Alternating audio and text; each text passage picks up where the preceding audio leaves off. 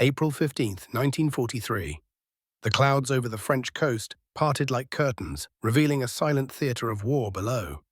20,000 feet above enemy territory, Major Donald Blakesley's gloved hand gripped the control stick of his P-47 Thunderbolt. His eyes narrowed behind the goggles as a dark silhouette broke through the haze beneath. It wasn't just another training drill.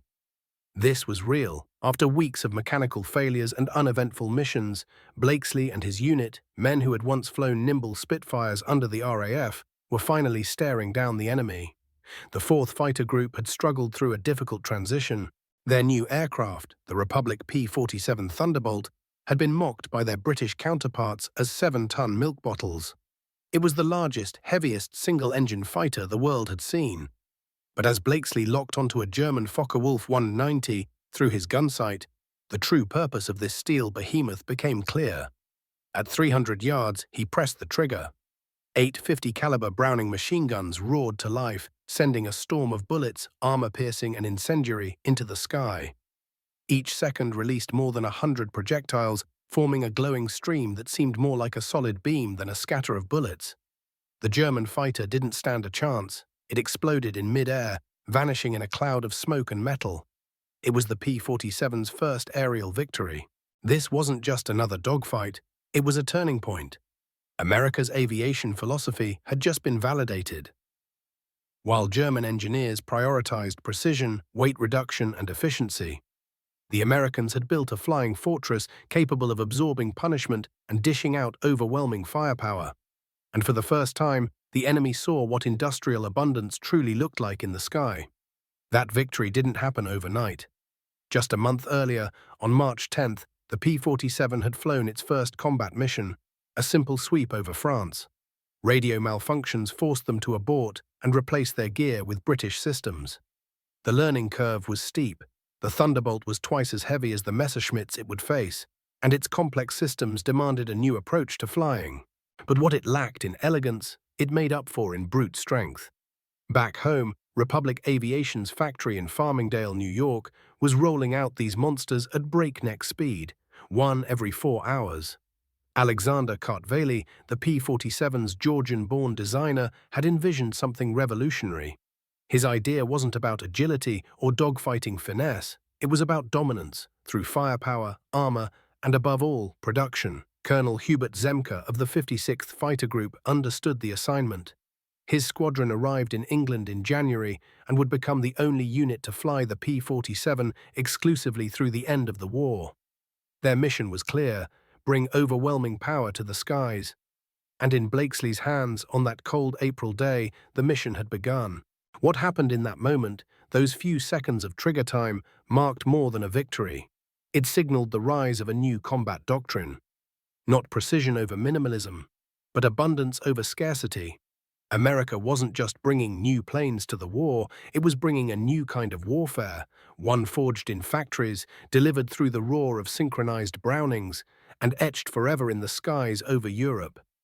And as Major Blakesley banked his Thunderbolt back toward England, leaving smoke behind him and adrenaline in his veins, he might not have known that he had just rewritten the rules of air combat.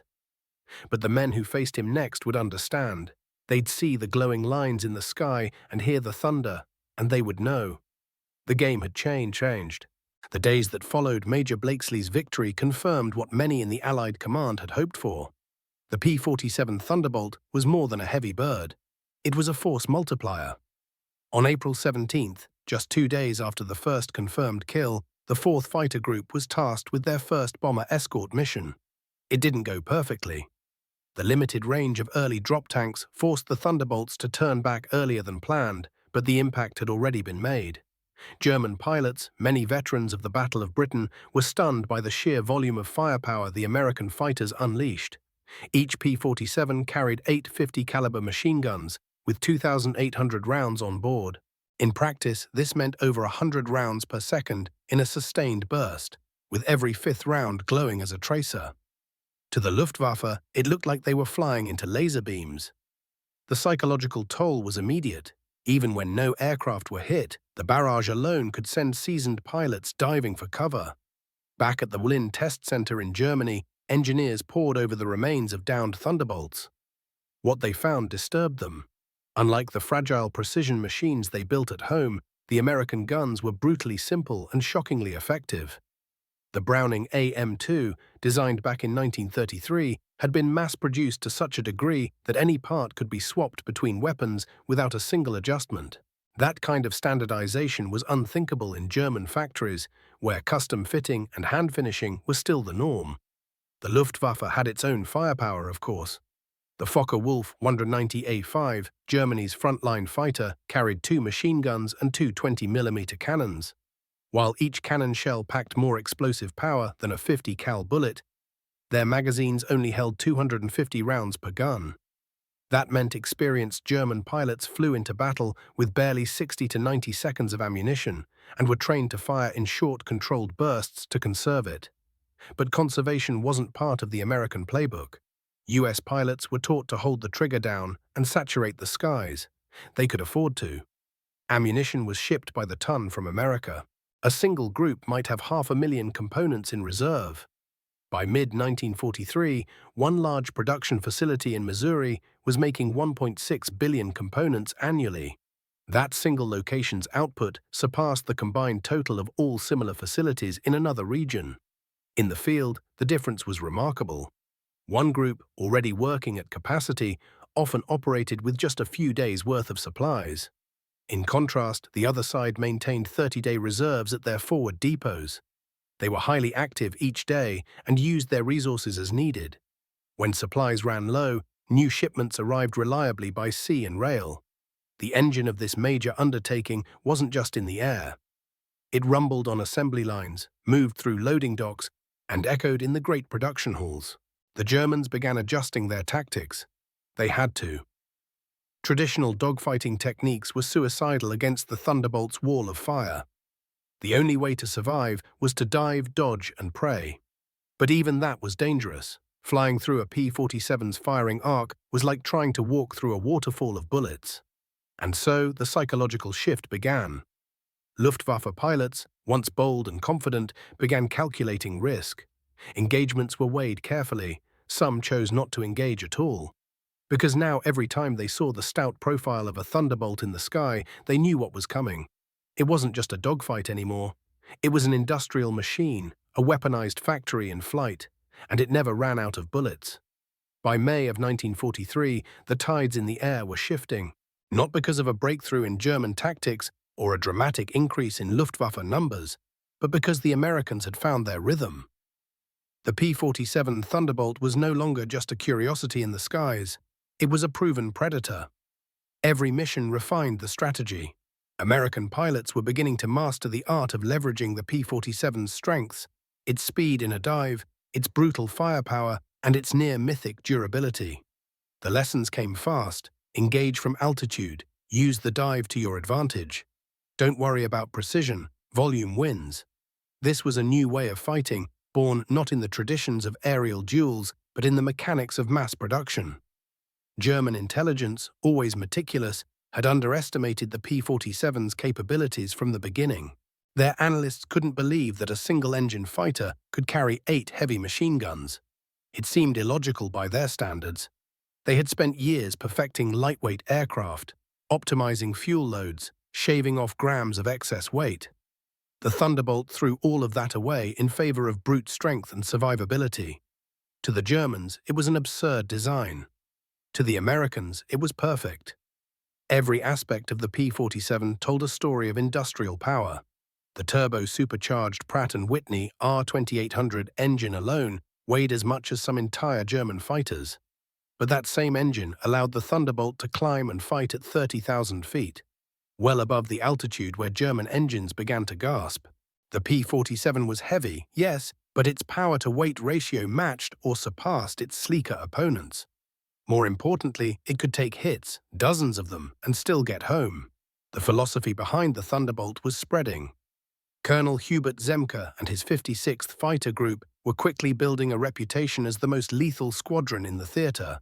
They didn't dance with the enemy. They overwhelmed them. Zemke knew that the key wasn't outmaneuvering the Germans, it was outlasting them.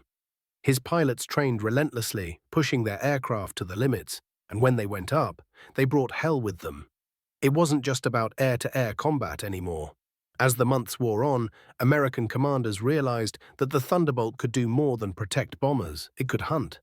It could destroy trains, convoys, rail yards. With its armor-piercing incendiary rounds, a single P-47 could set an entire line of supply ablaze in seconds. Dive, fire, climb, repeat.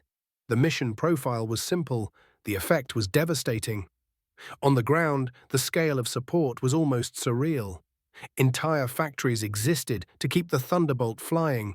Spare engines, gun mounts, propellers, everything was built in excess. If a plane was damaged, it was patched and sent back up. If it was beyond repair, parts were stripped and reused. The goal wasn't perfection, it was continuity. Keep the skies filled with Thunderbolts and the enemy couldn't breathe. And the enemy was beginning to suffocate. Luftwaffe pilots who once had the luxury of calculated attacks now found themselves cornered, reacting instead of acting. The cost of each mission grew heavier. Where once they flew with confidence, now they flew with caution, peering constantly over their shoulders for that hulking American shadow and the streak of fire it carried. In the summer of 1943, the P-47 wasn't just a weapon, it was a message, a declaration that the war would not be won by elegance or efficiency, but by the relentless grind of industry, by systems that worked, by numbers that couldn't be denied. And every time a Thunderbolt emerged from the clouds, the message was delivered in fire and steel. August 17, 1943. The Schweinfurt-Regensburg mission. It was supposed to be a decisive blow against Germany's ball-bearing factories and aircraft manufacturing. Hundreds of B-17 flying fortresses lifted off in tight formations, engines thundering, their bellies filled with high-explosive promises. The P-47 Thunderbolts were there too, standing guard. Escorting the bombers into the heart of Germany was no easy task. The early drop tanks, holding just 75 gallons, limited the Thunderbolt's range to about 375 miles from their English bases. The mission planners knew this, but they gambled anyway, hoping that the window without escort would be brief. It wasn't. Once the P-47s reached their limit and turned back, the Luftwaffe struck. Waves of German fighters, Messerschmitts and Focke-Wulfs, pounced on the vulnerable B-17s. 60 bombers were lost in a single day. Hundreds of airmen were killed, wounded or captured. It was one of the bloodiest air battles of the war. But even in that carnage, the Thunderbolt made its presence known. Within their operational range, the P-47s proved merciless. The 56th Fighter Group claimed 17 kills without losing a single plane. Their firepower turned the tide in localized fights, creating bubbles of air superiority where German fighters simply disintegrated. But the message was clear. Range mattered. No matter how strong the escort, if it couldn't stay with the bombers to the target and back, the cost would be unsustainable. The engineers got to work. Larger external fuel tanks, first 108 gallons, then 150, were developed and deployed within months. By October, Thunderbolts could stretch their wings to 425 miles. It wasn't enough to reach Berlin yet, but it was enough to force the Luftwaffe to adjust. German controllers, who once waited patiently for the American fighters to turn back before attacking, now found themselves holding longer and flying farther just to reach the bombers. Every mile the Thunderbolt could extend its reach, the safer the bombers became. Every fuel tank attached meant fewer Germans could take off and return without burning precious reserves. Germany's internal logistics were under pressure, and now their fighter units were being stretched thin, not just by combat losses, but by the very act of chasing American formations deeper into the continent. Behind all of this was the relentless American supply chain. Massive stockpiles of ammunition, fuel and spare parts were built up across forward airfields in England. Maintenance crews worked around the clock, cycling damaged planes through repairs with the efficiency of factory lines. A P-47 could be patched up, rearmed, and airborne again within hours. The Luftwaffe couldn't match it. Their fighters operated with razor-thin reserves. Spare parts were salvaged from wrecks. Ammunition was rationed. Fuel, increasingly synthetic and of dubious quality, was running low. It was a war of attrition, and the Americans were winning not just in the air, but on every production floor back home. The Schweinfurt raid was a brutal lesson, but a necessary one. It exposed the limits of even the most powerful fighter, if not supported by logistics and range. and it lit a fire under Allied command. The solution wasn't to fly fewer missions, it was to expand the reach of their fighters, refine escort tactics, and keep pressing forward. Because every time a P-47 turned back for lack of fuel, dozens of bombers paid the price. And every time one stayed just a few minutes longer, it meant fewer German fighters made it home. The Thunderbolt had the guns, now it was racing to have the legs, and when it did, the skies over Germany would never be the same again. By October 1943, the P-47 Thunderbolt had evolved from an overbuilt oddity into a weapon of strategic consequence. With extended-range fuel tanks now commonplace, Thunderbolts were escorting bombers deeper into German-held territory, leaving less and less breathing room for the Luftwaffe. The hunters had become the hunted. The Germans tried to adapt. New tactics emphasized using the Focke-Wulf 190's superior roll rate and low-altitude agility. Instead of head-on attacks, pilots attempted slashing strikes from below, diving through formations before the Thunderbolts could react. But there was a catch. To reach the bombers, they still had to pass through the P-47's kill zone. And that zone was widening. With all 8 Browning machine guns converging at 250 yards, a Thunderbolt could saturate a small airspace with terrifying efficiency. It wasn't about precision shooting, it was about volume. A single 1-second burst delivered over 100 half-inch projectiles, more than enough to shred any aircraft that wandered into range. The Germans, trained to conserve ammo with quick, disciplined bursts, couldn't compete with the sheer output. The contrast was becoming more apparent with each dogfight. German pilots went up with barely a minute's worth of firing time. American pilots could hold the trigger down for 30, even 35 seconds. It didn't sound like much, but in a sky filled with flak, tracers, and screaming engines, that was an eternity. That was dominance. Forward airfields in England resembled small cities. Each P-47 group operated with an astonishing reserve, millions of rounds stockpiled, dozens of engines ready for swap-out, and crews trained to rebuild an aircraft overnight. The Luftwaffe, by contrast, was cannibalizing wrecks just to keep squadrons airworthy. Their logistics had buckled under the weight of Allied bombing. Fuel depots burned, rail lines were twisted heaps of metal. Replacement parts trickled in, if at all. The psychological toll grew heavier by the day. German pilots who once chased bombers with confidence now feared the moment the Thunderbolts appeared. They had seen what happened to their comrades: engines torn apart mid-air, wings shorn off in bursts of fire, and parachutes that didn't always open in time. The P-47 didn't just kill aircraft, it erased the margin for error. Colonel Hubert Zemke understood this and leaned into it. He revised engagement protocols to maximize firepower. Instead of tight formations, he ordered wide, overlapping coverage, what he called the fan. Each squadron swept across the skies, their fields of fire merging into a net no enemy fighter could pass through unscathed. His men didn't chase kills, they denied space. October 14, 1943, became known as Black Thursday. Another bombing raid on Schweinfurt. P-47s escorted the bombers to their limits, shooting down 21 enemy fighters. But once they turned back, the bombers were ravaged again. The lesson was clear: air superiority wasn't enough. What was needed was air dominance, across the entire route, all the way to the target and back. Still, the Luftwaffe was beginning to crack. Even the most skilled pilots couldn't outmaneuver the math. A squadron of 12 German fighters might carry 7,000 rounds total. A single P-47 squadron with 16 aircraft carried over 44,000 rounds of heavy ammunition. And they weren't flying in fear. They were flying in waves, with replacements always waiting back at base. The sky was no longer a dueling ground. It was a killing field shaped by supply chains, factories, trees, and relentless training. The Thunderbolt wasn't just a plane, it was the physical manifestation of American industry, and it was rewriting the very nature of aerial warfare. As autumn gave way to winter in 1943, the mission of the P-47 Thunderbolt began to shift.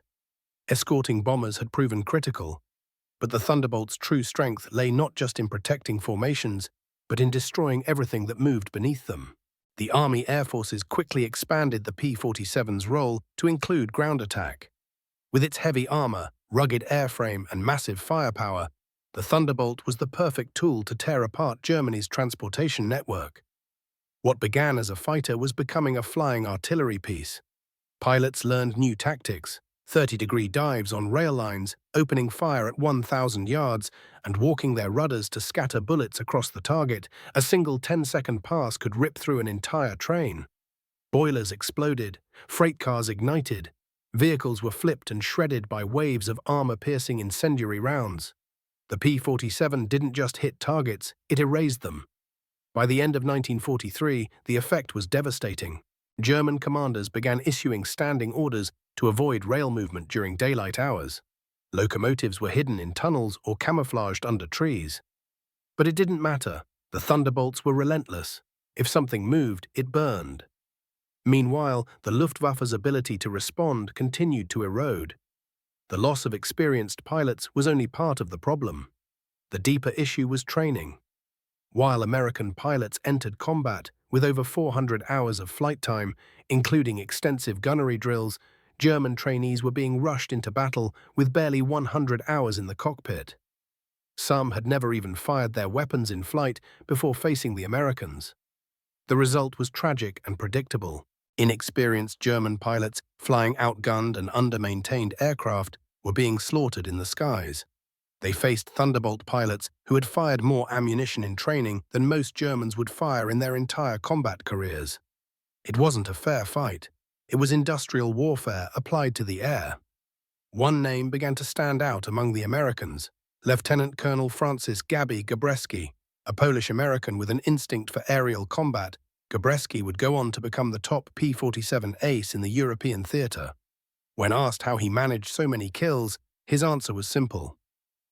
"We didn't need to be better shots. We needed to put our sight on them and hold the trigger down. 850s did the rest." His sentiment reflected the broader American philosophy: reliability over finesse, overwhelming force over subtlety. The Browning machine guns, refined for mass production, rarely jammed. The ammunition belts were perfectly engineered to feed continuously, allowing for long, uninterrupted streams of fire. German guns, often using drum magazines or complex feed systems, simply couldn't match that consistency, especially in the freezing altitudes where so many battles took place. Thunderbolts dominated not because they danced through the sky like acrobats, but because they didn't have to. They soared high, dropped down fast, and brought with them the kind of violence that left nothing behind. Bridges, trains, convoys, airfields, everything was fair game. And the Germans, stretched thin and battered from all sides, were running out of ways to fight back. The winter of 1943 marked a turning point. Not a single moment or battle, but a creeping realization across the German military. The skies no longer belonged to them. Every sunrise brought with it the low hum of distant engines. Every convoy looked upward in fear. And every burst of tracers from a diving Thunderbolt wasn't just a threat, it was the sound of a war being lost from above. By early 1944, the P-47 Thunderbolt had become more than a fighter. It was a symbol of American resolve, of industrial might, and of a war machine that was only gaining speed. The aircraft itself had evolved too. New variants like the P-47D-25 featured bubble canopies for better visibility, paddle blade propellers for improved performance, and racks for rockets beneath the wings. The Thunderbolt was no longer just a gunship, it was an all-purpose tool of destruction. With its new configuration, the P-47 could carry 3,400 rounds, 425 per gun. It could also deliver rockets, bombs, and strafing fire with surgical or sweeping devastation. In the skies above Europe, it was becoming harder to find a battlefield untouched by its influence. And then came June 6, 1944, D-Day. The scale of the invasion was unprecedented. As thousands of Allied troops stormed the beaches of Normandy, the skies above them roared with the presence of American air power. The P-47 Thunderbolts flew 2,398 sorties on that single day. They claimed 84 enemy aircraft in the air and another 89 on the ground. But the true impact lay not in the number of kills, but in the paralysis they imposed. German ground movement came to a grinding halt. Roads were ambush corridors, rail lines were smoking ruins. The Luftwaffe, once feared across Europe, managed just 319 sorties over Normandy that day. American aircraft, over 13,000. The numbers told the story, but the sound told the emotion. That distinctive whistling moan of a diving Thunderbolt, air rushing through gunports and ducts, became a terror weapon.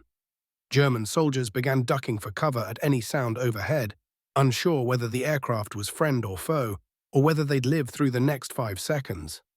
The psychological war had reached full force, and even as German aircraft production peaked in late 1944, churning out over 25,000 fighters that year, the reality on the ground told a different tale. Fuel shortages meant many of those planes never even left the ground. Others were flown by poorly trained pilots, sent up with minimal gunnery hours, facing American veterans with hundreds of combat missions behind them. The numbers were staggering. German squadrons might possess 200,000 rounds of aircraft ammunition across an entire theater. A single American air group operating P-47s carried millions and could receive more by sea within days. Where the Germans calculated risk with every sortie, American pilots flew multiple missions a day, refueled, rearmed, and rotated out for rest. The Luftwaffe flew until it broke. Thunderbolt pilots didn't just carry guns. They carried the full weight of an industrial empire, factories operating day and night, supply lines stretching across oceans, rail yards loaded with crates of ammunition, engines, oil, and spare parts. And those parts were not scarce. If a P-47 returned riddled with holes, it could be flying again the next day. If a German fighter was hit, it was often stripped for parts, its airframe abandoned. This difference wasn't just mechanical, it was mental. American pilots had confidence. They flew knowing they had support, fuel, firepower, and time. German pilots flew knowing that every gallon burned might not be replaced, that every bullet fired was one less in the depot, and that their days were measured not in victories, but in narrow survival. The Thunderbolt had become more than a tool of war. It was a declaration that America had committed its full industrial and human force to the fight. And every time it screamed out of the sky, guns blazing, it announced that the balance of power in Europe had irreversibly shifted. By the closing months of 1944, the transformation of air combat was complete. The Luftwaffe, once a dominant force, was now a shadow of its former self. Their jet-powered Messerschmitt Me-T-62s were marvels of technology, yes, but they were few, fragile, and often ineffective against fighters like the P-47. Speed alone could not overcome the limits of ammunition, training, and strategic depth. The Thunderbolt still ruled the skies. One of the clearest signs of the shift was found not in the air, but in the supply depots. While German fighters like the FW-190A8 had once carried 4 cannons and machine guns, by late 1944, many were flying with only 2 cannons. Ammunition was simply too scarce. Every round counted. Every engagement was a calculation in conservation. And in that kind of fight, the Americans held every advantage. The P-47N, developed for the Pacific Theater, was perhaps the most radical evolution of the Thunderbolt. It carried 550 gallons of internal fuel, more than some German bombers. It was a single-seat fighter, yet it could fly farther, hit harder, and carry more ordnance than most aircraft of its class anywhere in the world. It symbolized what American engineering could achieve when given time, space, and resources. The numbers by now were breathtaking. Republic Aviation's factories, massive complexes in Farmingdale, New York, and Evansville, Indiana, covered over 1 million square feet. By the end of the war, over 15,600 P-47s had been built. At peak, production reached over 400 aircraft per month. Each one rolled off the line with 8 fully equipped guns and thousands of rounds of ammunition. In comparison, total FW-190 fighter variant production throughout the war hovered around 13,000. German assembly plants were constantly bombed, their workers exhausted, their output inconsistent. While American workers, many of them women, built aircraft with standardized tools in climate-controlled conditions, Germany relied increasingly on forced labor in deteriorating factories. Sabotage, low morale, and shortages plagued their production. The Lake City Army ammunition plant in Missouri alone was producing 1.6 billion rounds of .50 caliber ammunition annually. And that was just one facility. The total US output of 50 cal rounds during the war exceeded 10 billion. Germany's total aircraft ammunition production across all calibers during the war, barely 4 billion. And the quality control couldn't have been more different. American rounds underwent rigorous inspection. If a bullet varied more than 1/1000th of an inch, it was rejected. German rounds, made from inferior metals and often by undertrained labor, frequently misfired. That meant in combat, a German pilot might pull the trigger and hear silence. An American pilot, by contrast, heard thunder every time. The Thunderbolt's durability continued to astound both friend and foe. Colonel Robert S. Johnson of the 56th Fighter Group once limped back to base in a P-47 that had absorbed over 200 hits. The aircraft's fuselage was riddled, the canopy was shattered, control surfaces were damaged. But the engine kept running. The Thunderbolt brought him home. That wasn't an exception, it was the rule. The design that had once been mocked as a flying tank had proven that sometimes weight and strength were exactly what a pilot needed. The Germans learned this lesson too late. Their own planes, optimized for agility and precision, crumpled under sustained fire. And as the Allied bombing intensified, those same lightweight fighters could no longer even reach the skies in meaningful numbers. The war was shifting irrevocably. From the skies to the factories, from dogfights to supply lines, from precision to production. And at the heart of it all flew the P-47, unapologetically massive, thunderously loud, and relentlessly effective. It wasn't just winning battles, it was redefining how wars were fought and won in the modern age.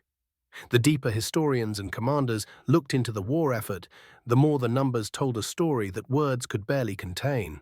The United States hadn't simply built a fighter, it had built an airborne engine of war that fused firepower, durability, and mass production into one unstoppable force. The statistics were staggering. The US Strategic Bombing Survey would later reveal that P-47s destroyed nearly 4,000 enemy aircraft in aerial combat, over 3,200 on the ground, and obliterated tens of thousands of trains, vehicles, and armored targets. These weren't inflated figures, they were the measurable outcome of a doctrine that favored industrial quantity and reliable delivery over boutique engineering. P-47 squadrons systematically dismantled Germany's transportation infrastructure. Rail yards were cratered, bridges collapsed under explosive barrages, entire armored columns were turned to smoking wreckage before they ever reached the front lines. German units began to avoid daylight movement altogether, not because of fear, but because of certainty. Certainty that if they moved, they'd be spotted, strafed, and annihilated. The Luftwaffe's inability to counter these attacks meant the American airmen had achieved something rarely seen in warfare: total air impunity. Thunderbolts flew low and fast, laying waste to supply chains without serious resistance. German anti-aircraft batteries, though deadly, couldn't be everywhere. And with the P-47's tough construction and the skill of its pilots, even damaged aircraft often returned safely. The human element cannot be ignored. American pilots, trained extensively and rotated home after fixed combat tours, flew with confidence. They knew that if they survived their 25 or later 35 missions, they'd go home to train the next wave. German pilots, in contrast, flew until they were killed, wounded, or captured. There was no limit. No break. The Luftwaffe began bleeding out its experience faster than it could replace it. By late 1944, most German pilots in the air were fresh, inadequately trained, and flying machines maintained by crews scrambling for spare parts. American P-47 groups maintained 85% serviceability on average. German units struggled to keep even half their aircraft operational. The disparity only widened with time, but it wasn't just about who had more, it was about how they used it. American training emphasized system-wide learning. Every combat experience was studied, every tactic refined. Pilots were not just brave, they were prepared. Instructors brought real lessons from the front lines back to the training bases. The evolution was constant. Technological upgrades followed suit. The K-14 gyroscopic gun sight, introduced in late 1944, allowed pilots to aim by framing their target. The system did the complex math of deflection and lead. German aircraft, by contrast, still relied on traditional reflector sights, requiring guesswork and manual adjustment in high-speed, high-altitude dogfights. Even the P-47's gun systems had advantages in harsh conditions. Special heating systems prevented the guns from freezing at altitude, ensuring reliable function at 60 degrees. German wing-mounted guns frequently failed above 25,000 feet, putting pilots at a lethal disadvantage during high-altitude escort missions. This level of preparedness and resilience didn't come from luck. It came from a deliberate, coordinated effort, one that fused military necessity with industrial genius. The Thunderbolt was never the prettiest aircraft in the sky, but it was always the one to beat. And as the war dragged on, it became clear to every German soldier and pilot alike, beating it wasn't just hard, it was increasingly impossible. Wherever a P-47 appeared, it brought with it more than bullets and bombs. It brought the weight of a nation that had turned its factories into fortresses, its workers into warriors, and its skies into strongholds. And there was no escaping the thunder. By the final stretch of 1944, even the most hardened German commanders had to face an uncomfortable truth. The skies over Europe were lost, not only to Allied bombers, but to the tireless, thundering guardians that escorted them, the P-47 Thunderbolts. American ground crews had perfected a rhythm that bordered on choreography. Engines were replaced overnight. Bullet-ridden airframes were patched and flight-ready within hours. The availability of spare parts was so extensive that squadrons could rebuild a Thunderbolt from scratch without waiting on central depots. Pilots took off in aircraft restored by hands that worked not just with skill, but with urgency and pride. On the German side, the situation was bleak. Airfields were under constant attack. Spare parts were scarce.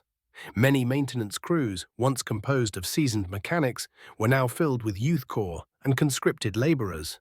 Training was minimal. Tools were improvised. Fuel, perhaps the most critical resource, was running dry. Without fuel, fighters couldn't fly. Even the most advanced designs were reduced to static displays, and when German pilots did take to the air, they did so with heavy hearts. Every maneuver burned fuel that might not be replaced. Every sortie risked an aircraft that could not be repaired. Aggressive tactics were no longer a matter of strategy, they were a luxury Germany could no longer afford.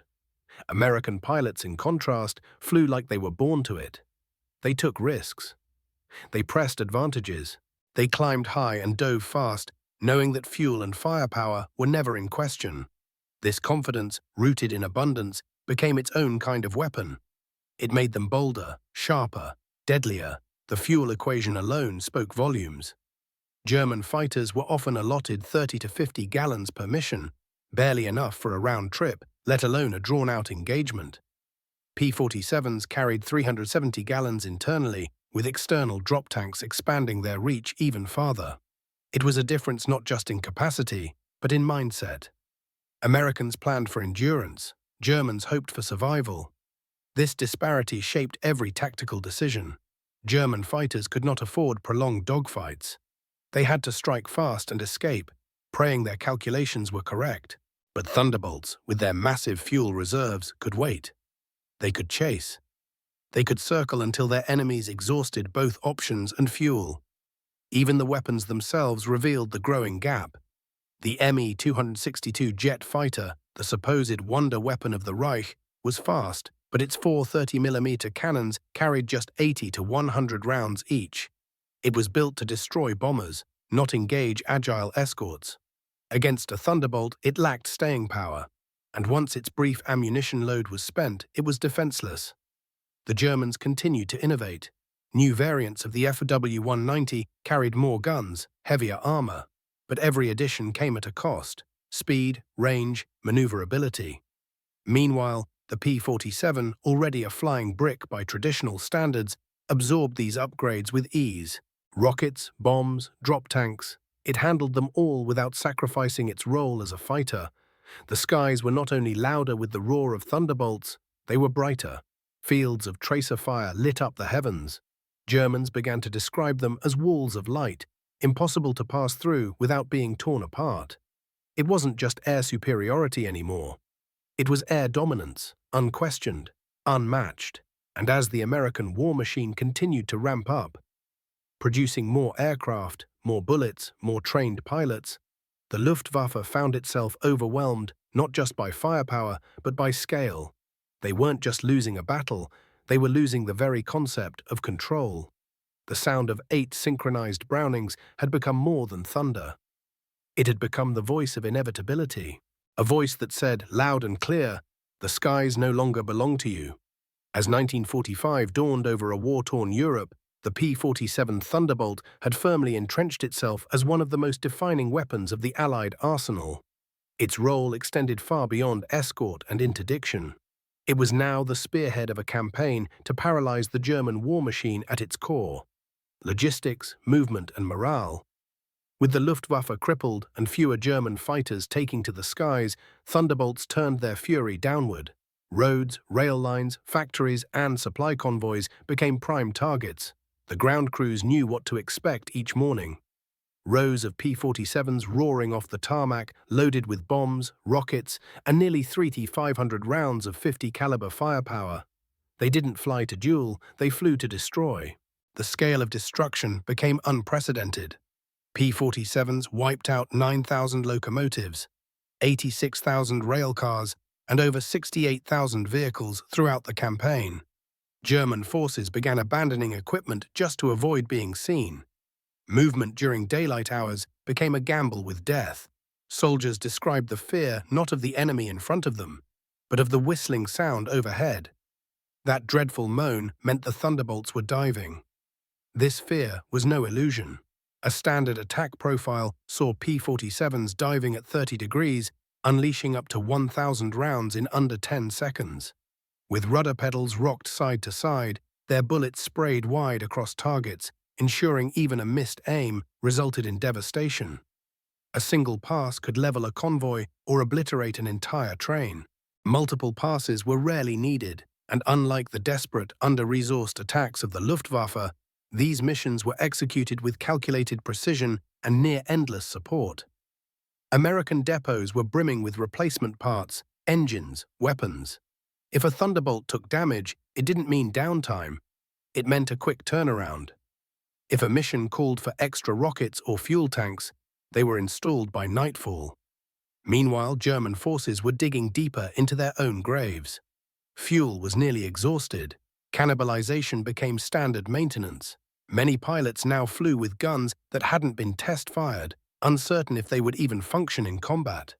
The Luftwaffe's serviceability rate dropped below 50%. For every American pilot enjoying a well-earned rotation stateside, a German pilot faced the grim certainty of a final mission. Ground crews told similar stories. In the US, mechanics received months of technical schooling. In Germany, the ranks were being filled by teenagers and foreign laborers with minimal training. American crew chiefs were problem solvers, trained to rebuild entire aircraft overnight. Their German counterparts were just trying to keep engines from freezing. Technological superiority played a role, but it was the system that made it unstoppable. American logistics functioned like a living organism, fluid, fast, and responsive. Factories communicated with frontline units. Tactical lessons turned into production changes within weeks. If a problem emerged in the field, a solution followed. While Germany had genius engineers and brave pilots, they lacked time and resources. Innovation was not enough when the skies were flooded with fighters carrying more ammunition than entire Luftwaffe units could muster. Precision gave way to pressure, talent gave way to tide. And as American pilots soared across France, Belgium, and into Germany itself, they understood the new rhythm of the war. The enemy was no longer a plane in the sky, it was the infrastructure below. Rail junctions, supply columns, fuel depots, and every time a P-47 leveled its wings and dropped into a dive, another link in Germany's war machine was severed. The Thunderbolt wasn't a surgical weapon. It was a blunt instrument forged from steel and sweat, swung with purpose by a nation that had turned its industry into an extension of its will. It didn't just hit targets, it made the enemy bleed resources, confidence, and hope. In the final months of World War II, the P-47 Thunderbolt had become more than just a machine of war. It had become the embodiment of American industrial might.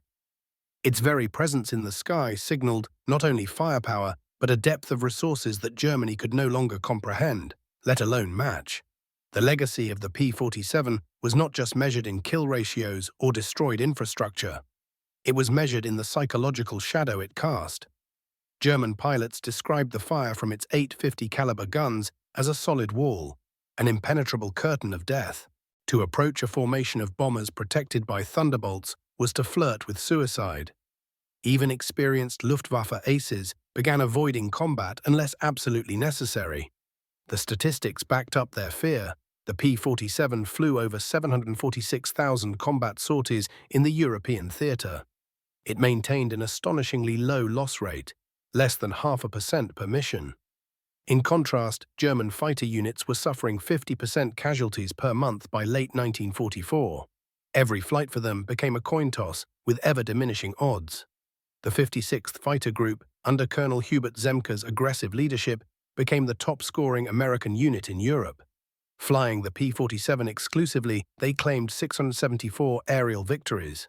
Zemke's tactics weren't about finesse, they were about saturation. His famed Zemke fan formation spread fighters wide, creating overlapping kill zones that no enemy could slip through untouched. He understood the aircraft's potential and used it to reshape aerial combat strategy. On the other side, German memoirs from the era echoed a growing despair. Heinz Knoke, a German ace, recalled the futility of trying to punch through Thunderbolt formations to reach bombers. The air was thick with tracers. His fellow pilots were often torn apart before they could even return fire. The Luftwaffe's traditional values, skill, timing, precision, had been rendered obsolete by firepower and numbers. And behind that firepower was a support system unlike anything the world had seen. Republic Aviation's factories, sprawling across acres of American soil, had produced thousands of Thunderbolts with shocking efficiency. Women comprised 40% of the workforce at the Farmingdale plant, working tirelessly under banners that read, "The plane you build today will fly tomorrow." At the Lake City ammunition plant, other women, often mothers and daughters, inspected bullets with micrometers and rejected anything outside of a 0.01-inch tolerance. These weren't just workers, they were quiet warriors, ensuring that every round fired from a Thunderbolt met the same exacting standard. Their hands, though far from the front, helped secure victory in every engagement. Meanwhile, German production was unraveling. Slave labor was increasingly used in desperate factories built into mountainsides or dispersed across occupied towns. Sabotage became common, the quality of materials declined, maintenance protocols collapsed. German aircraft were leaving the ground with misaligned guns, brittle wiring, and engines that barely held together. The American system wasn't just bigger, it was better, it was faster, it was more adaptive. And the Thunderbolt was its most fearsome messenger. Every time its 8 guns roared, they spoke with the voice of assembly lines, welders, machinists, and inspectors. They spoke for a nation that had turned production into precision, and precision into power. By early 1945, Germany's fate was sealed, not just by advancing Allied armies, but by the dominion of the skies. P-47s patrolled the air with impunity, striking at will, vanishing before any response could materialize. The battlefield had changed. No longer a chessboard of strategies, it had become a factory floor of overwhelming force. And through it all, the Thunderbolt kept flying, steadfast, unyielding, and utterly uncompromising. As American forces pushed deeper into Germany in 1945, the roar of the P-47 Thunderbolt echoed over shattered towns and fractured supply lines. Every Thunderbolt overhead was a message. The war was now being fought on America's terms. The German Air Force was a shell of its former self. Fuel was nearly non-existent. Pilots, often teenagers with only a few hours of flight time, were being thrown into outdated or hastily assembled aircraft. Their missions were no longer strategic. They were desperate acts of resistance against an overwhelming force that showed no signs of fatigue. American Thunderbolt squadrons, by contrast, were at peak performance. Their aircraft were modernized with every new variant. Their pilots rotated and rested, their crews stocked with parts and support. Morale was high, not because the war was easy, but because the system worked. Every day, American squadrons knew what they had to do, and they had everything they needed to do it. The last-ditch German attempts to build superweapons, jet fighters, rocket planes, advanced air-to-air missiles, came too late and in too few numbers. Even when these machines entered the battlefield, they were sabotaged by their own limitations: unreliable materials, undertrained pilots, massasets, and dwindling fuel reserves. The Me-262, hailed as the future of air combat, was no match for the relentless tide of Thunderbolts and Mustangs operating in packs, cutting off runways before the jets could even take off. In contrast, the P-47 was peaking. The Pacific variant, the P-47N, had internal fuel capacity larger than some bombers. It could fly farther, longer, and carry more ordnance than any fighter of its kind. In every way, it embodied the American belief that enough of a good thing, firepower, speed, range, could become something unstoppable. And then there was the philosophy behind it all. While German designers pursued perfection, craftsmanship, technical elegance, custom assembly, American engineers pursued efficiency. The Thunderbolt wasn't built to be perfect, it was built to work. And work it did, across 2 continents and thousands of missions, from high-altitude dogfights to low-level strafing runs. Everything about the P-47 told the same story: industrial muscle triumphing over scarcity.